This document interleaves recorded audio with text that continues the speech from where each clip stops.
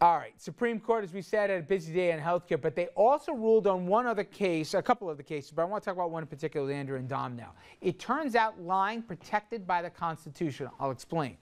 May not be pretty here, but it is illegal. Aside from healthcare, the High Court said on the stolen valor law that a federal law that was on the books that made it a crime to lie about having received the Medal of Honor and other prized military awards, in fact, was not a crime. Court voted 6-3 yesterday in favor of Javier Alvarez, former local elected official in California, who falsely claimed he was a decorated war vet. The court, in a judgment written by Justice Kennedy, ordered that the conviction be thrown out. Listen, it's America, free speech and everything else. I got to tell you, I don't know if I would have felt that way.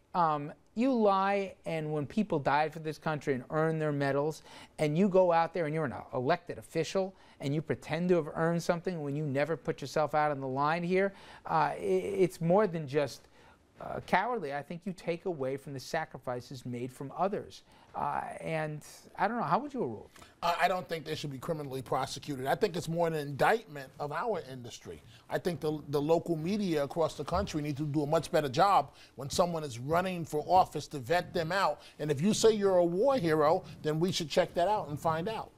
I think these things out in time, and you wind up paying the price for it. I mean, we've had basketball coaches who lost their jobs because they inflated their resumes. We've had elected officials who got bounced out of office. How about all the other guys who phoned it up, who lied about it? We never know because they don't have any fear of reprisal. If you profit off it, that's fraud, and you're still covered there.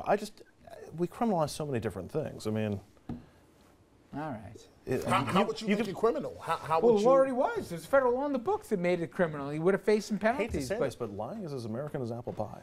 I didn't want to say it, but yes. All right. Whatever.